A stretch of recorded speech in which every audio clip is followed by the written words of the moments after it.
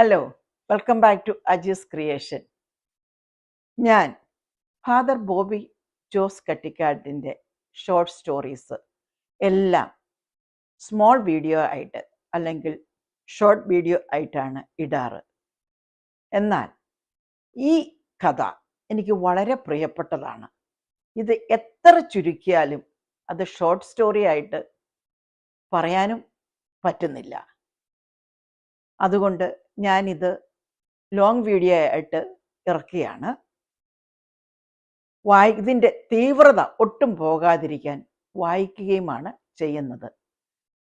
ഈ സ്റ്റോറിയെ ബേസ് ചെയ്ത് മലയാളത്തിൽ കുറച്ച് വർഷങ്ങൾക്ക് മുമ്പ് ഒരു മൂവി ഇറങ്ങിയിട്ടുണ്ട്. അത് നിങ്ങൾ പലരും കണ്ടിരിക്കുകയും ചെയ്യും. ഇത് താക്കോൽ എന്ന ബുക്കിൽ നിന്നുള്ളതാണ്. കുറെ കാലം മുമ്പ് ഒരു കുഞ്ഞ് ഇത്തിരി ഒരു കൗതുകത്തിൻ്റെയോ ഇത്തിരി കണ്ടെത്തലിൻ്റെയോ ഒക്കെ ഭാഗമായി ഒരള്ള് നാട്ടുപാതയിൽ വെച്ചു. കൃത്യമായി ഒരു കാറ് വന്ന് കയറി. ടയർ പൊട്ടി. കുട്ടി അത്രയൊന്നും പ്രതീക്ഷിച്ചില്ല. കുട്ടി പതുക്കെ അടുത്തു വന്നപ്പോൾ മനസ്സിലാവുന്നുണ്ട്, ഒരു വയോധികനാണ് വണ്ടി ഓടിക്കുന്നത്. പുറകിലത്തെ സീറ്റിൽ ഒരു വൃദ്ധയുണ്ട്. അയാൾ ആരോടുന്നില്ലാതെ പറയുകയാണ്, ഞാനിപ്പോൾ എന്ത് ചെയ്യാനാണ്? ഈ അമ്മയുമായി ഞാൻ ഹോസ്പിറ്റലിലേക്ക് പോവുകയാണ്.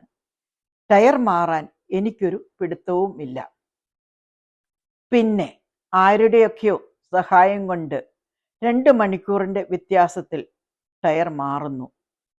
കുട്ടിക്ക് ഭയം വർദ്ധിക്കുകയാണ്. ഈ അമ്മയ്ക്ക് എന്തെങ്കിലും സംഭവിച്ചാലോ?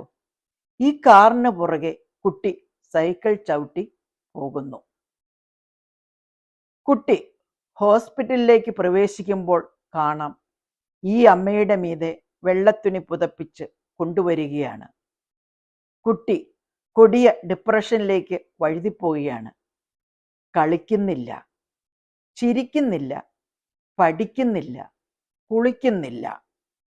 ഒരു കൗൺസിലിങ്ങിന് കുട്ടിയെ കൊണ്ടുപോകുമ്പോൾ അയാൾ കുട്ടിയുടെ ഉള്ളിലുള്ള കാര്യങ്ങൾ പതുക്കെയൊന്ന് തോണ്ടിയെടുത്തു.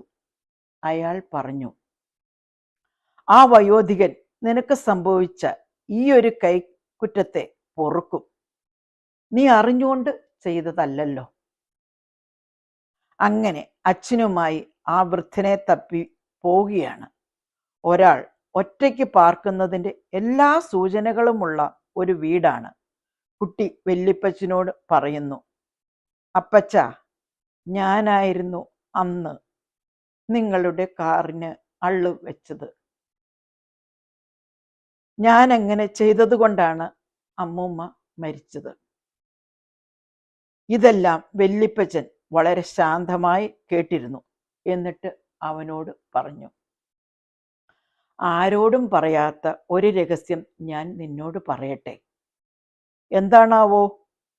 അമ്മയെ ആശുപത്രിയിലേക്ക് കൊണ്ടുപോകുമ്പോൾ തന്നെ അവർ മരിച്ചിട്ടുണ്ടായിരുന്നു. പിന്നെ ഡോക്ടറെ കണ്ട് ഒന്ന് കൺഫേം ചെയ്യുന്നതിൻ്റെ ഭാഗമായി കൊണ്ടുപോയതാണ്. നീ നന്നായി പഠിക്കണം.